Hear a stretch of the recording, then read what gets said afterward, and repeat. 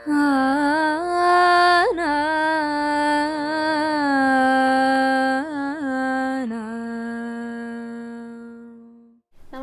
Guruvayur devotees ഓൺലൈനിലേക്ക് ഏവർക്കും സ്വാഗതം. സർവം കൃഷ്ണമയം. കൃഷ്ണായ വാസുദേവായ ദേവകീ നന്ദനായ ച നന്ദഗോപകുമാരായ ഗോവിന്ദായ നമോ നമഃ.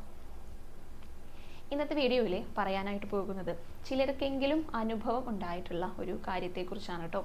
അതായത് ഒരു പുതിയ വീട് വെച്ചിട്ട് അങ്ങോട്ടേക്ക് താമസം മാറിക്കഴിഞ്ഞാൽ ചിലർക്ക് നല്ല സന്തോഷത്തോട് കൂടിയിട്ട് സമാധാനത്തോട് കൂടിയിട്ട് ആ വീട്ടിൽ ജീവിക്കാനായിട്ട് സാധിക്കും.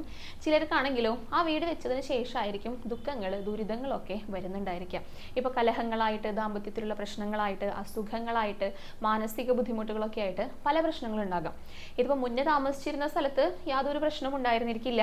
ഈ വീട് വെച്ചതോട് കൂടിയിട്ടായിരിക്കും ബുദ്ധിമുട്ടുകളൊക്കെ സ്റ്റാർട്ട് ചെയ്തിട്ടുണ്ടായിരിക്കാം.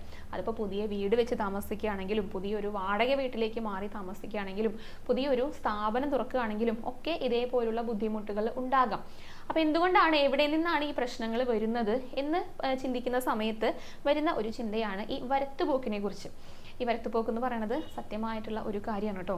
അത് ഞാൻ കണ്ടിട്ടുണ്ടോ എന്ന് ചോദിച്ചു കഴിഞ്ഞാൽ ഞാൻ കണ്ടിട്ടില്ല. പക്ഷേ ഞാൻ കണ്ടിട്ടില്ലാത്തത് കൊണ്ട് അത് സത്യമല്ലാതിരിക്കാനും പറ്റില്ല.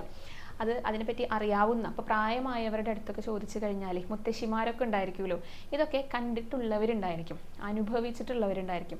അപ്പോൾ ഇത് സത്യമായിട്ടുള്ള ഒരു കാര്യമാണ്. ഇതുള്ള വീടുകളിലെ ഒക്കെയാണ് ഇങ്ങനെയുള്ള ബുദ്ധിമുട്ടുകളൊക്കെ ഉണ്ടാകുക. എന്നാൽ എല്ലാ ബുദ്ധിമുട്ടുകൾക്കും കാരണം വരത്തുപോക്കാണെന്നല്ല കേട്ടോ പറഞ്ഞു വരുന്നത്. എന്നാലും ഇതൊരു കാരണമാകാം. അപ്പം നമ്മൾ ഇന്ന് പറയാനായിട്ട് പോകുന്നത് എന്താണ് വരത്തുപോക്ക്, എന്തൊക്കെയാണ് ഈ വരത്തുപോക്കുള്ള വീടുകളിലെ കാണുന്ന ലക്ഷണങ്ങൾ, ബുദ്ധിമുട്ടുകൾ, ഇതൊക്കെ മാറാനായിട്ടുള്ള പരിഹാരങ്ങൾ എന്തൊക്കെയാണ്, അതിനെക്കുറിച്ചൊക്കെയാണ് ഇന്നത്തെ വീഡിയോയിൽ പ്രധാനമായിട്ട് പറയുന്നത് കേട്ടോ. അപ്പോൾ വീഡിയോ എല്ലാവരും മുഴുവനായിട്ട് കാണാൻ ശ്രമിക്കാം. നമുക്ക് ആദ്യം തന്നെ അലങ്കാരങ്ങൾ പറഞ്ഞുകൊണ്ട് തുടങ്ങാം. ഇന്നലെ ഭഗവാന്റെ ഉച്ചപൂജ അലങ്കാരം മത്സ്യാവതാര രൂപത്തിലായിരുന്നു. അങ്ങനെയായിരുന്നു ചാർത്തിയിട്ടുണ്ടായിരുന്നത്. അരയ്ക്ക് താഴോട്ട് മത്സ്യത്തിന്റെ രൂപത്തിലും മുകളിലോട്ട് 4 തൃക്കൈകളോട് കൂടിയിട്ട് നാരായണനായിട്ടായിരുന്നു ചാർത്തിയിട്ടുണ്ടായിരുന്നത് കേട്ടോ. അപ്പോൾ എല്ലാവരും മത്സ്യാവതാര മൂർത്തിയെ നന്നായി മനസ്സിൽ ധ്യാനിച്ചുകൊണ്ട് നന്നായിട്ട് തൊഴുത് പ്രാർത്ഥിച്ചോളും. ഇന്നലെ ഭഗവാന്റെ പൂജകളുടെയൊക്കെ ആവർത്തനം നടന്ന ദിവസമായിരുന്നു. ആ അശുദ്ധി സംഭവിച്ചതുകൊണ്ട് 3 ദിവസത്തെ പൂജകളായിരുന്നല്ലോ ആവർത്തിച്ചിട്ടുണ്ടായിരുന്നത്. അപ്പോൾ ഇന്നലെ ഒരു ഭക്തൻ അയച്ചിട്ടുള്ള ഒരു മെസ്സേജാണ് കേട്ടോ. അത് നിങ്ങളുടെ അടുത്ത് വായിച്ച് കേൾപ്പിക്കണം എന്ന് എനിക്ക് മനസ്സിൽ തോന്നിയത് കൊണ്ടാണ് അത് പറയുന്നത്. ഞങ്ങൾ ഇന്ന് ഗുരുവായൂർ വന്നിരുന്നു. 1:30 മുതലേ ക്യൂ നിന്നു. പക്ഷേ 4 മണി കഴിഞ്ഞാണ് ഭഗവാനെ കാണാൻ കഴിഞ്ഞത്. ഒരുപാട് വിഷമത്തോടെയാണ് ഗുരുവായൂരിൽ നിന്ന് തിരിച്ചത്. ഭഗവാനെ ഒരു നോക്ക് കാണാൻ കഴിഞ്ഞില്ല. അകത്തേക്ക് പ്രവേശനം ഇല്ലായിരുന്നു. പുറത്ത് നല്ല തിരക്കായിരുന്നു. ഭഗവാന്റെ രൂപം പോലും മനസ്സിലായിരുന്നില്ല. എൻ്റെ കൂടെ ഉണ്ടായിരുന്ന ചേച്ചി 15 വർഷങ്ങൾ കഴിഞ്ഞിട്ടാണ് ഗുരുവായൂർ വന്നത്. ഒരുപാട് സങ്കടം വന്നു. തിരിച്ചു പെട്ടെന്ന് തന്നെ വരേണ്ടത് കൊണ്ട് തിരികെ പോന്നു. ട്രെയിനിൽ കയറിയ ശേഷമാണ് പോസ്റ്റ് കണ്ടത്. ഞങ്ങൾ ഒരുപാട് തവണ വരാൻ ഒരുങ്ങിയിട്ട് നടക്കാതെയാണ് ഇന്നലെ വന്നത് എന്ന് പറഞ്ഞിട്ട് വളരെ വിഷമകരമായിട്ടുള്ള ഒരു പോസ്റ്റായിരുന്നു കേട്ടോ. അപ്പോൾ വിഷ്ണു ഇട്ട പോസ്റ്റാണ് കണ്ടിരിക്കുന്നത്. അത് പലർക്കും ഉപകാരപ്രദമാകാറുണ്ട് ഇവിടുത്തെ വിവരങ്ങളൊക്കെ അറിയാനായിട്ട്. പക്ഷേ ഇവരത് കാണാനായിട്ട് കുറച്ച് താമസിച്ചു. അതുകൊണ്ട് തന്നെ ഇന്നലത്തെ ദർശന നിയന്ത്രണമൊന്നും അറിഞ്ഞിരുന്നില്ല. ഒന്ന് ആലോചിച്ച് നോക്കൂ, ഒരാൾ ചെയ്യുന്ന ഒരു തെറ്റുകൊണ്ട് ഒരുപാട് പേരാണ് ബുദ്ധിമുട്ടുകൾ അനുഭവിക്കുന്നത്. അപ്പം എന്തായാലും ഇതൊന്ന് പറയണമെന്ന് തോന്നി, അതുകൊണ്ട് പറഞ്ഞതാണ് കേട്ടോ. അപ്പം ഇന്നലെ ഉച്ചപൂജയുടെ അലങ്കാരം മത്സ്യാവതാരമായിരുന്നു. പക്ഷെ ഞാൻ തൊഴാൻ പോകുന്ന സമയത്തെ അലങ്കാരമൊക്കെ മാറ്റിയിട്ടുണ്ടായിരുന്നു. കാരണം വൈകിട്ട് പിന്നെയും പുണ്യഹായി ഒരു വോമിറ്റിംഗ് ഉണ്ടായി. അതുകൊണ്ട് എനിക്ക് അലങ്കാരത്തോട് കൂടി ഒന്നല്ല കേട്ടോ കാണാൻ സാധിച്ചത്. ഒരു അലങ്കാരവും ഇല്ലാതെ, ഭഗവാന്റെ ആടയാഭരണങ്ങളൊന്നുമില്ലാതെ, കിരീടമില്ലാതെ, മുഖചാർത്തൊന്നുമില്ലാതെ, ആലവട്ടോ എഞ്ചാമരോ ഒന്നുമില്ലാത്ത പാതാളാഞ്ജന ശിലയിലുള്ള ഭഗവാന്റെ വിഗ്രഹം, വിശ്വരൂപ ദർശനമായിരുന്നു ഇന്നലെ ഉണ്ടായിരുന്നത്.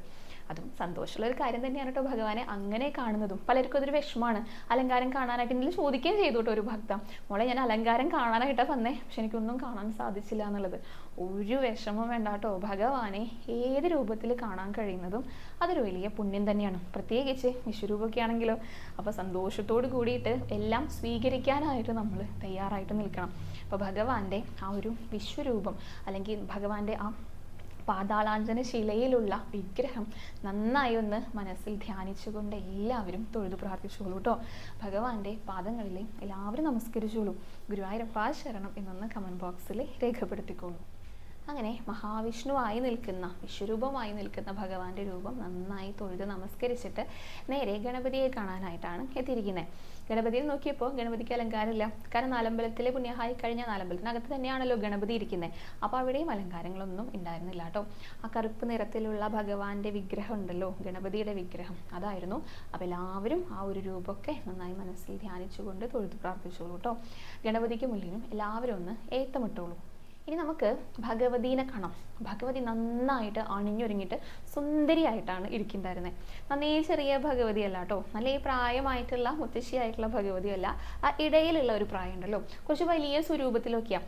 കാരണം ഒരു ചുവന്ന കുപ്പായൊക്കെ ഇട്ടിട്ട് മുണ്ടും വേഷ്ടിയൊക്കെ ആയിട്ട് ആ ഭഗവതി ഇരിക്കുന്നത് നല്ല കസവിൻ്റെ ആ നല്ല ഭംഗിയിലെ ഭഗവതി അമ്മയ്ക്ക് ഇങ്ങനെ ഇങ്ങനെ ദേഹത്ത് ഇങ്ങനെ ചാർത്തി കൊടുത്തിട്ടുണ്ട് കേട്ടോ. അത്ര ഭംഗിയിലാണ് ഭഗവതി ഇരിക്കുന്നത്. കയ്യിലൊരു താമരപ്പൂ പിടിച്ചിട്ടുണ്ട്. ആ പൂവ് മുഴുവനായിട്ട് വിടർന്നിട്ടില്ല, എന്നാൽ മുട്ടുമല്ല. അങ്ങനെയായിട്ടാണ് വലത്തേ കയ്യിൽ ഈ താമര പിടിച്ചിട്ടുണ്ട്. 2 മാലകൾ കഴുത്തിലിട്ടിട്ടുണ്ട് കേട്ടോ. ഒരു പാലക്ക മാലയുണ്ട്, പിന്നെ പാലക്കയും കാശും കൂടെ ഇങ്ങനെ ഇങ്ങനെ ഇടകലർന്നിട്ടുള്ള ഒരു മാലയുണ്ട്. കാതിൽ സ്വർണ്ണപ്പൂക്കൾ വെച്ചിട്ടുണ്ട്, കാതിൻ്റെ മുകളിലായിട്ടും സ്വർണ്ണപ്പൂക്കളുണ്ട്. പിന്നെ ഭഗവതിക്ക് ഒരു കിരീടമുണ്ട് സ്വർണ്ണ നിറത്തിൽ. ആ കിരീടത്തിൻ്റെ മധ്യഭാഗത്തായിട്ടും ഒരു സ്വർണ്ണപ്പൂ വെച്ചിട്ട് നെറ്റിയിൽ ഒരു സ്വർണ്ണഗോപി ഉണ്ട് കേട്ടോ. നന്നായിട്ട് ചിരിച്ചിട്ടാണ് ഭഗവതി ഇരിക്കുന്നത്. പിന്നെ ഒരു പ്രത്യേകത, ഭഗവതി അമ്മയ്ക്ക് നല്ല മൂക്കുത്തി ഉണ്ടായിരുന്നു. ആ മൂക്കുത്തി മൂക്കിൽ നിന്ന് ഒരു നൂല് പോലെ കാതിലേക്ക് കണക്ട് ചെയ്യുന്ന രീതിയിലുള്ള മൂക്കുത്തി ഉണ്ടല്ലോ, അതും ഉണ്ടായിരുന്നു കേട്ടോ. അതൊരു പ്രത്യേക ഭംഗിയൊക്കെ തോന്നിയിട്ടുണ്ടായിരുന്നു. അപ്പോൾ കുറച്ച് വലിപ്പത്തിലുള്ള വലിയ സ്വരൂപത്തിലിരിക്കുന്ന മുണ്ടും വേഷ്ടിയൊക്കെ ആയിട്ട് ചുവന്ന കുപ്പായം ഒക്കെ ഇട്ടിട്ട് ഇരിക്കുന്ന, നമ്മൾ മലയാളി മങ്ക എന്നൊക്കെ പറയില്ലേ, അങ്ങനെ ഒരു വേഷത്തിലിരിക്കുന്ന ഭഗവതിയായിരുന്നു. അപ്പോൾ എല്ലാവരും ഭഗവതിയുടെ ആ സുന്ദരമായിട്ടുള്ള രൂപം, നല്ല സന്തോഷവതിയായിട്ടിരിക്കുന്ന ഭഗവതി അമ്മയുടെ മുഖഭാവമൊക്കെ മനസ്സിൽ കണ്ടുകൊണ്ട് തൊഴുതു പ്രാർത്ഥിച്ചോളൂ കേട്ടോ. ഭഗവതി അമ്മയ്ക്ക് മുന്നിൽ എല്ലാവരും ഒന്ന് നമസ്കരിച്ചോളൂ. ഇനി അയ്യപ്പനെ കാണാനായിട്ട് പോകുന്നത്. അയ്യപ്പന് മഞ്ഞ നിറത്തിലായിരുന്നു ഉടയാട ഉണ്ടായിരുന്നത്. അരയിലൊരു കറുപ്പ് നിറത്തിലുള്ള കസവിൻ്റെ പട്ടുകൊണ്ട് ചുറ്റിയിട്ടുണ്ട് കേട്ടോ. കയ്യിലൊരു കദളിപ്പഴം പിടിച്ചിട്ടുണ്ട് വലത്തേ കയ്യിൽ. 2 മാല ഇട്ടുണ്ട് സ്വർണ്ണ നിറത്തിൽ, പിന്നെ ചുവന്ന പട്ടുകൊണ്ടും വെളുത്ത നൂല് കൊണ്ടുള്ള പിന്നെയും മാലകൾ കഴുത്തിൽ അണിഞ്ഞിട്ടുണ്ട്. കാതിൽ കമ്മലായിട്ടിരിക്കുന്നത് കല്ലുകൾ പതിപ്പിച്ചിട്ടുള്ള ഒരു കമ്മലാണ് കേട്ടോ. സ്വർണ്ണ നിറമൊന്നുമല്ല, ഒരു നീലക്കല്ലും അതിന് ചുറ്റും വെളുത്ത കല്ലുകളൊക്കെ പതിപ്പിച്ചിട്ടുള്ള ഒരു കമ്മലിട്ടിട്ടുണ്ട്. പിന്നെ നെറ്റിയിൽ ഒരു ഗോപി വെച്ചിട്ടുണ്ട്. കിരീടം ചാർത്തിയിരിക്കുന്നത് കുഞ്ഞു കുഞ്ഞു തട്ടുകളായിട്ടാണ്. അത് ചുവപ്പും അതുപോലെ തന്നെ ചുവന്ന നിറമാണ് കേട്ടോ കൂടുതൽ കാണുക. അതിൻ്റെ ഓരോ തട്ടുകളും ഈ വെളുത്ത നൂല് കൊണ്ട് ഇങ്ങനെ സെപ്പറേറ്റ് ചെയ്തിട്ടുണ്ട്. അതിന് ഏറ്റവും മുകളിലായിട്ടും ഒരു ചെറിയ ഗോപി തിലകം വെച്ചിട്ടുണ്ട്. അതാണ് അയ്യപ്പൻ്റെ ഇന്നലത്തെ അലങ്കാരം. അപ്പോൾ എല്ലാവരും അയ്യപ്പൻ്റെ രൂപമൊക്കെ നന്നായി മനസ്സിൽ ധ്യാനിച്ചുകൊണ്ട് തൊഴുത് പ്രാർത്ഥിച്ചോളൂ. അയ്യപ്പന് മുന്നിലും എല്ലാവരും ഒന്ന് നമസ്കരിച്ചോളൂ. ഇനി നമുക്ക് പ്രധാനപ്പെട്ട ഭാഗത്തേക്ക് കടക്കാട്ടോ. വരത്തുപോക്കിനെ കുറിച്ചാണ് പറയുന്നത്. അത് പലർക്കും അനുഭവപ്പെട്ടിട്ടുള്ള കാര്യം തന്നെയായിരിക്കും. ഇപ്പോൾ വീഡിയോ കാണുന്നവരിൽ ചിലപ്പോൾ കണ്ടിട്ടുണ്ടായിരിക്കും. കൂടുതലും നമുക്ക് ഇതിനെപ്പറ്റി അറിയാനായിട്ട് സാധിക്കുക പഴമക്കാർ, അതായത് പഴയ മുത്തശ്ശിമാരോ അങ്ങനെ ആരെങ്കിലുമൊക്കെ നമ്മുടെ പൂർവികരൊക്കെ ആയിട്ടുള്ളവർ, അവരൊക്കെ ധാരാളമായിട്ട് കണ്ടിട്ടുണ്ടായിരിക്കും. അതേപോലെ തന്നെ മുത്തശ്ശിമാരൊക്കെ വീട്ടിലുണ്ടെങ്കിൽ അവരുടെ അടുത്ത് ചോദിച്ചു കഴിഞ്ഞാൽ ചിലർക്കെങ്കിലും അതിനെക്കുറിച്ച് വ്യക്തമായിട്ട് മറുപടി പറയാനായിട്ട് സാധിക്കും. കാരണം അവരിൽ ആരെങ്കിലുമൊക്കെ അത് കണ്ടിട്ടുണ്ടായിരിക്കും, അല്ലെങ്കിൽ അവരുടെ പൂർവികരെ കണ്ടിട്ടുള്ളവരെ പറഞ്ഞ് കേട്ടിട്ടുള്ള അറിവുണ്ടായിരിക്കും. അപ്പോൾ ഇത് സത്യമായിട്ടുള്ള ഒരു കാര്യമാണ്. നമ്മൾ നേരിട്ട് കാണാത്തത് കൊണ്ട് അത് സത്യമല്ല, അങ്ങനെയൊന്നും ഇല്ല എന്ന് പറയാനായിട്ട് പറ്റില്ലല്ലോ. അപ്പോൾ വിശ്വാസപരമായിട്ടുള്ള ഒരു കാര്യമാണ്. ഇതിലൊന്നും താല്പര്യമില്ലാത്തവരെ, ഇങ്ങനെയൊന്നും വിശ്വസിക്കാൻ താല്പര്യമില്ല, അത് ഇഷ്ടമില്ല എന്നുള്ളവരെ ബാഡ് കമൻസ് ഒന്നും ഇടരുത് കേട്ടോ. ഇതൊക്കെ വിശ്വാസപരമായിട്ടുള്ള കാര്യങ്ങളാണ്. അപ്പോൾ വിശ്വസിക്കുന്നവർക്ക്, അനുഭവം ഉണ്ടായിട്ടുള്ളവർക്ക് അത് തീർച്ചയായിട്ടും മനസ്സിലാവും. അല്ലാത്തവരെ ഇതിനെ മൈൻഡ് ചെയ്യേണ്ടെന്നാണ് എനിക്ക് പറയാനായിട്ടുള്ളത്. എന്തായാലും ഇങ്ങനെ ഒരു കാര്യമുള്ളത് കൊണ്ട് അതിനെക്കുറിച്ച് പറയാം എന്ന് കരുതിയതാണ് കേട്ടോ. അപ്പോൾ ഈ വരത്തുപോക്ക് എന്ന് പറഞ്ഞു കഴിഞ്ഞാൽ ഒരു പ്രദേശത്തെ ദേവത ഉണ്ടായിരിക്കുമല്ലോ, ഒരു ക്ഷേത്രത്തിലെ ദേവത. അത് ഏത് ദേവതകളാണെങ്കിലും വിരോധമല്ല, ആരാണെങ്കിലും അവരെ അവരുടെ തൊട്ടടുത്തുള്ള ഇപ്പോൾ ബന്ധുക്കളെയൊക്കെ കാണാൻ പോകുന്നത് പോലെ തന്നെ അവിടേക്ക് തൊട്ടടുത്തുള്ള ക്ഷേത്രങ്ങളിലേക്കോ ഒക്കെ ഒരു പോക്ക് വരവുണ്ടാവും. അതായത് അങ്ങോട്ടേക്കും ഇങ്ങോട്ടേക്കും പോകുന്ന ഒരു രീതി, അതിനെയാണ് വരത്തുപോക്ക് എന്ന് പറയാം. ഇപ്പോൾ ബന്ധുക്കളുടെ വീട്ടിലേക്ക് പോകുന്നത് പോലെ തന്നെ, അല്ലെങ്കിൽ ഇപ്പോൾ ചിലപ്പോൾ ഒരു ക്ഷേത്രം ഒരു സ്ഥലത്തുണ്ടായിരിക്കും, ഒരു പ്രതിഷ്ഠ വെച്ചിട്ട് അവിടെ ഒരു ക്ഷേത്രം ഉണ്ടായിരിക്കും. ആ ക്ഷേത്രത്തിൻ്റെ മൂലസ്ഥാനം എന്ന് പറയുന്നത് ചിലപ്പോൾ വേറെ എവിടെയെങ്കിലും ആയിരിക്കും. ചില സമയത്ത് തൊട്ടടുത്ത് തന്നെ ഉണ്ടാകാറുണ്ട്, ചിലപ്പോൾ കുറച്ച് ദൂരെയൊക്കെ ആയിട്ടായിരിക്കും ഈ മൂലസ്ഥാനം ഉണ്ടായിരിക്കുക. അത് അവിടെ എന്തെങ്കിലും അസൗകര്യങ്ങളോ അല്ലെങ്കിൽ ക്ഷേത്രം പണിയാനുള്ള ബുദ്ധിമുട്ടുകളോ അങ്ങനെ എന്തെങ്കിലുമൊക്കെ സൗകര്യക്കുറവോ ഒക്കെ ആയതുകൊണ്ടൊക്കെ ആയിരിക്കാം. അങ്ങനെയുള്ള പല കാര്യങ്ങൾ നോക്കിയിട്ടാണല്ലോ ഒരു ക്ഷേത്രം പണിയുക. അങ്ങനെ ബുദ്ധിമുട്ടുള്ളത് കൊണ്ടായിരിക്കാം ക്ഷേത്രം മറ്റൊരിടത്ത് പണിതിട്ട് അവിടെ പ്രതിഷ്ഠ ചെയ്തിട്ടുണ്ടായിരിക്കാം. പക്ഷേ ഈ മൂലസ്ഥാനം എന്ന് പറയുന്നത് വളരെ പ്രധാനപ്പെട്ട ഒരു സ്ഥലമാണ്. അപ്പോൾ അങ്ങോട്ടേക്കായിരിക്കാം ചിലപ്പോൾ ഈ പോക്കും വരവും ഒക്കെ ഉണ്ടായിരിക്കാം. അപ്പോൾ ഒന്നുകിൽ ആ സ്ഥാനത്ത് അല്ലെങ്കിൽ ഈ വരത്തുപോക്കുള്ള വഴികളിലെ വീടുകൾ വെക്കുമ്പോൾ, സ്ഥാപനങ്ങൾ പണിയുമ്പോൾ ഒക്കെയാണ് ഇങ്ങനെയുള്ള ബുദ്ധിമുട്ടുകൾ പലർക്കും അനുഭവിക്കേണ്ടതായിട്ട് വരിക. അപ്പോൾ ആ ഒരു കാര്യം ശ്രദ്ധിക്കണം. ഇപ്പോൾ ബുദ്ധിമുട്ടുകൾ എന്നൊക്കെ പറഞ്ഞു കഴിഞ്ഞാൽ, ഇപ്പോൾ നമ്മളൊരു സ്ഥലത്തേക്ക് ഇങ്ങനെ പോകുക എന്ന് വിചാരിക്കാം. നമ്മൾ സ്ഥിരം പോകുന്ന ഒരു വഴിയാണ്. ഇപ്പോൾ ഈ ആനകളൊക്കെ ഉണ്ടല്ലോ, അവരിപ്പോൾ കാട്ടിലാണെങ്കിലും അലഞ്ഞു തിരിഞ്ഞ് നടക്കുകയാണെങ്കിലും എവിടേക്കെങ്കിലും യാത്ര പോകുകയാണെങ്കിലും അവർക്ക് സ്ഥിരമായിട്ട് പോകാൻ ഒരു വഴിയുണ്ട്. ആ വഴിയിലൂടെ മാത്രമേ അവർ സഞ്ചരിക്കുള്ളൂ. ഇപ്പോൾ നമ്മുടെ ഈ ദേവതകളാണെങ്കിലും അങ്ങനെ തന്നെയാണ്. അവർക്ക് സ്ഥിരമായിട്ടൊരു വഴി ഉണ്ടായിരിക്കും. ആ വഴിയിലൂടെ മാത്രമേ അവർ സഞ്ചരിക്കുള്ളൂ. നമുക്ക് വേണ്ടിയിട്ട് അവർ മാറി തരുമൊന്നുമില്ല. അവർക്ക് വേണ്ടി നമ്മൾ മാറിക്കൊടുക്കുകയാണ് വേണ്ടത്. അപ്പോൾ അവരുടേതായിട്ടുള്ള ആ ഒരു വഴിയിലെ ഒരു തടസ്സം വന്നു. നമ്മൾ നടന്നു പോകുന്ന സമയം, നമ്മൾ സ്ഥിരമായിട്ട് ജോലിക്ക് പോകുന്ന ഒരു വഴിയാണെന്ന് വിചാരിക്കുക. സ്ഥിരമായിട്ട് ഒരിടത്തേക്ക് പോകുന്ന ഒരു വഴിയാണ്. ആ വഴിയിലെ ചിലപ്പോൾ ആ വീടിൻ്റെ ആ വഴിയുടെ ഉടമസ്ഥൻ, ആ സ്ഥലത്തിൻ്റെ ഉടമസ്ഥൻ ഒരു വേലി കെട്ടി അല്ലെങ്കിൽ ഒരു മതിൽ കെട്ടിക്കഴിഞ്ഞാൽ എന്തായിരിക്കും അവസ്ഥ? പോകുന്നവർക്ക് തീർച്ചയായിട്ടും ബുദ്ധിമുട്ടുണ്ടാകും അല്ലേ? നമുക്കത് വിഷമം ഉണ്ടാകും. ഇനി പോകാനായിട്ട് നമുക്ക് വഴിയില്ലല്ലോ എന്ന് നമ്മൾ വിചാരിക്കും. നമുക്കതൊരു വിഷമം ഉണ്ടാകും, ചിലരതൊരു പ്രശ്നമാക്കും. പക്ഷേ ഇതേ കാര്യം തന്നെയാണ് ഇവിടെയും സംഭവിക്കുന്നത്. അവർ സ്ഥിരമായിട്ട് പോകുന്ന ദേവതകൾ പോകുന്ന വഴിയായിരുന്നു. അവിടെ ഒരു തടസ്സം വരുമ്പോൾ എന്ത് സംഭവിക്കും? ആരാണോ ആ തടസ്സം ഉണ്ടാക്കിയത്, ആരാണോ അതിന് കാരണക്കാരായിട്ട് വരുന്നത്, അവർക്കായിരിക്കും അനർത്ഥങ്ങളൊക്കെ സംഭവിക്കുക. അത് പല രീതിയിലാണ് അനുഭവിക്കേണ്ടി വരാറുള്ളത്. അതാണ് ഞാൻ ആദ്യം പറഞ്ഞത്. മുൻപ് താമസിക്കുന്നിടത്ത് ഒരു കുഴപ്പവും ഉണ്ടായിരുന്നിരിക്കില്ല. അവിടെ നല്ല സ്ഥലം തന്നെയായിരിക്കും. അവിടെ പോക്ക് വരവുള്ള സ്ഥലങ്ങളൊന്നും ആയിരിക്കില്ല. പക്ഷേ പിന്നീട് താമസം മാറി വരുമ്പോഴൊക്കെ ആയിരിക്കും ആ സ്ഥലത്ത് ഈ പോക്ക് വരവ് ഉള്ള സ്ഥലമാണെങ്കിൽ ഇപ്പോൾ കൂടുതലായിട്ടും അസുഖങ്ങളൊക്കെയാണ് കാണുന്നത്. വയ്യായകളൊക്കെ ഉണ്ടായിരിക്കാം. അതിപ്പോൾ പ്രായം വ്യത്യാസമില്ല. അതായത് കുട്ടികൾക്കാണെങ്കിലും മുതിർന്നവർക്കാണെങ്കിലും ഒരേപോലെ വിട്ടുമാറാത്ത അസുഖങ്ങൾ ഉണ്ടാകാം. അല്ലെങ്കിൽ കുടുംബത്തിലുള്ള വഴക്കുകൾ ഉണ്ടാകാം, സ്വാരസ്യങ്ങൾ ഉണ്ടാകാം, ദാമ്പത്യ പ്രശ്നങ്ങൾ ഉണ്ടായിരിക്കും, സാമ്പത്തികമായിട്ടുള്ള പ്രശ്നങ്ങൾ ഉണ്ടായിരിക്കാം. ഇപ്പോൾ ഈ അസുഖം വന്നാൽ തന്നെ സാമ്പത്തികത വരും. അപ്പോൾ അങ്ങനെയുള്ള ബുദ്ധിമുട്ടുകൾ നിരന്തരമായിട്ട് വരും. അപ്പോൾ ഈ പോക്കുവരവ് ഉണ്ടോ അല്ലെങ്കിൽ വരത്തു പോക്ക് ഉള്ള സ്ഥലമാണോ എന്ന് ചിന്തിക്കേണ്ട ഒരു സമയമാണ്. എല്ലാവർക്കും പ്രശ്നങ്ങൾ ഉണ്ടെങ്കിൽ അതെല്ലാം ഈ വരത്തുപോക്ക് കൊണ്ടാണെന്ന് ഒരിക്കലും വിചാരിക്കരുത് കേട്ടോ. ഒരു സാധ്യത ചിലപ്പോൾ ഇതായിരിക്കാം. മുൻപൊരിക്കലേ എനിക്കൊരു മെസ്സേജ് വന്നിട്ടുണ്ടായിരുന്നു. നമ്മുടെ സബ്സ്ക്രൈബറുടെ ഒരു പേരക്കുട്ടി, അത് ഫോർവേഡ് ചെയ്ത് വന്നിട്ടുള്ള ഒരു മെസ്സേജാണ് കേട്ടോ. ആ പേരക്കുട്ടി അവരെ കിടക്കുന്ന സ്ഥലത്ത് രാത്രി കിടന്നുറങ്ങുമ്പോൾ എപ്പോഴും ഞെട്ടി ഉണരുകയാണെന്ന്. അപ്പോൾ മുന്നിൽ എന്തൊക്കെയോ രൂപങ്ങൾ അല്ലെങ്കിൽ നിഴലുകളൊക്കെ കണ്ടതായിട്ട് ഈ കുട്ടി പറയുന്നുണ്ട്. പക്ഷെ ആരും കാണുന്നില്ല. അപ്പോൾ ഈ രാത്രി സമയത്താണ് ഇങ്ങനത്തെ പ്രശ്നങ്ങളൊക്കെ ഉണ്ടാകുന്നത്. അതിനെന്താണ് ഒരു പരിഹാരം എന്നൊക്കെ ചോദിച്ചിട്ട് മെസ്സേജ് അയച്ചിട്ടുണ്ടായിരുന്നു. അപ്പം അന്ന് ഞാൻ ഇതിനെക്കുറിച്ച് ചെറുതായിട്ടൊന്ന് സൂചിപ്പിച്ചിരുന്നു, ചിലപ്പോൾ ഇതാകാം എന്നുള്ളത്. അപ്പം ഇങ്ങനെയൊക്കെ വന്നു കഴിഞ്ഞാൽ എന്താണ് നമ്മൾ ചെയ്യേണ്ടത്? കാരണം ഇതിന് എന്തെങ്കിലുമൊക്കെ ഒരു പരിഹാരം വേണമല്ലോ. അപ്പോൾ ആദ്യം നമ്മൾ മനസ്സിലാക്കേണ്ടത് എന്താണെന്ന് വെച്ച് കഴിഞ്ഞാൽ, ഇങ്ങനെയൊരു കാര്യം ഉണ്ടാകുന്ന സ്ഥലത്താണ് നമ്മൾ ഇരിക്കുന്നതെങ്കിൽ, നമ്മുടെ വീട് അല്ലെങ്കിൽ സ്ഥാപനം, ഇപ്പോൾ വാടകയ്ക്ക് താമസിക്കുന്ന വീടുകളാണെങ്കിലും ഇങ്ങനെയൊക്കെയുള്ള ബുദ്ധിമുട്ടുകൾ, അനർത്ഥങ്ങൾ ഒക്കെ കാണുന്നുണ്ടെങ്കിൽ സ്വാഭാവികമായിട്ടും ചിന്തിക്കും. അപ്പോൾ ചിന്തിച്ചു കഴിഞ്ഞാൽ എന്താണ് ഇനി അടുത്തതായിട്ട് ചെയ്യേണ്ടത് അതിനെക്കുറിച്ച് നോക്കാം കേട്ടോ. ഇപ്പോൾ ഈ കുട്ടിയുടെ അടുത്താണെങ്കിൽ അന്ന് പറഞ്ഞിട്ടുണ്ടായിരുന്നത്, ഒന്ന് ദേഹരക്ഷ പോലുള്ള കാര്യങ്ങളൊക്കെ ചെയ്യാം. അതായത് ഇപ്പോൾ ഈ ചരട് ജപിച്ചു കൊണ്ടുവരിക, ഏലസ് ജപിച്ചു കൊണ്ടുവരിക, ഇതൊക്കെ കിട്ടിക്കഴിഞ്ഞാൽ ഒരു ആശ്വാസം കിട്ടും. പക്ഷെ പൂർണ്ണമായിട്ട് ഇതാണ് കാരണമെങ്കിൽ അതിന് പൂർണ്ണമായിട്ട് ഒരു മാറ്റം വരണ്ടേ. അപ്പോൾ ഈ കുഞ്ഞിനോട് ഒന്ന് മാറിക്കിടക്കൂ എന്ന് പറഞ്ഞിട്ടുണ്ടായിരുന്നു കേട്ടോ. അപ്പോൾ ഏത് റൂമാണോ ഇപ്പോൾ ഉപയോഗിക്കുന്നത് ആ റൂമിലൊന്ന് മാറിക്കിടക്കുക.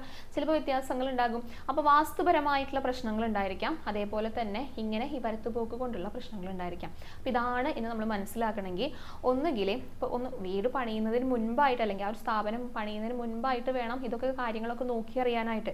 കാരണം നമ്മൾ അസുഖം വന്നിട്ട് ചികിത്സിച്ചിട്ട് കാര്യമില്ലല്ലോ, അസുഖം വരാതെ സൂക്ഷിക്കണം എന്നല്ലേ പറയുക. അപ്പോൾ എന്തും ബുദ്ധിമുട്ടുകൾ ആദ്യം വരാതെ ഇരിക്കാനായിട്ട് വീട് പണിയുന്ന സമയത്ത് തന്നെ വീടിനെ ഇപ്പോൾ കുറ്റിയടിക്കുക എന്നൊക്കെ പറയില്ലേ, അപ്പോൾ ആചാര്യന്മാരെ കൊണ്ടുവന്നിട്ട് അങ്ങനെയുള്ള കാര്യങ്ങൾ ചെയ്യുക. അപ്പോൾ അവർ ഗണിച്ച് പറയും. അതുപോലെ ജ്യോത്സ്യന്മാരൊക്കെ അടുത്ത് പോയിട്ട് ചോദിക്കുകയാണെങ്കിൽ അവർക്കും ഇതൊക്കെ രാശി വെച്ച് നോക്കിക്കഴിഞ്ഞാൽ അതിൽ കൃത്യമായിട്ട് കാണിക്കും അവിടെ ഇന്ന ദേവതയുടെ സാന്നിധ്യമുണ്ടോ അല്ലെങ്കിൽ ഇന്ന ദേവതയുടെ സാന്നിധ്യം ഇന്ന സമയത്ത് അവിടെ വരുന്നുണ്ടോ എന്നൊക്കെ കൃത്യമായിട്ട് അറിയാനായിട്ട് സാധിക്കും.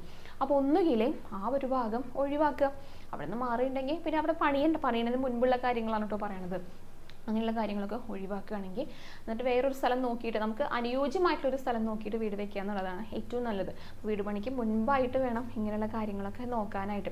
കൃത്യമായിട്ട് പറഞ്ഞു തരുന്നവരുണ്ട്. അപ്പോൾ അത് വിശ്വാസമില്ലാതെ അവിടെ പോയിട്ട് പിന്നെയും വീട് വെക്കുന്നവരുണ്ട് കേട്ടോ. എന്നിട്ട് പിന്നെ ആ വീട്ടിൽ താമസിക്കാൻ പറ്റാതെ വീട് ഇങ്ങനെ പണിതിട്ടിട്ടുണ്ടായിരിക്കും, ബംഗ്ലാവ് പോലെയൊക്കെ പണിതിട്ടിട്ടുണ്ടായിരിക്കും. പക്ഷേ അവിടെയുള്ളവർക്ക് അവിടെ താമസിക്കാനുള്ള യോഗം ഉണ്ടായിരിക്കില്ല, അല്ലെങ്കിൽ അവിടെ താമസിക്കാൻ അവർക്ക് ഒരു കാരണവശാലും സാധിക്കുന്നുണ്ടായിരിക്കില്ല. അങ്ങനെ എത്രയോ വീടുകൾ പണിത് കിടക്കുന്നുണ്ടെന്നറിയോ. അതേപോലെ തന്നെ കെട്ടിടങ്ങൾ, സ്ഥാപനങ്ങൾ, ഹോസ്പിറ്റലുകൾ ഒക്കെ ഇങ്ങനെ വലുതാക്കിയിട്ട് പണിതിട്ടിട്ട് പിന്നെ അടച്ചു പൂട്ടേണ്ടി വരുന്ന അവസ്ഥകളുണ്ട്.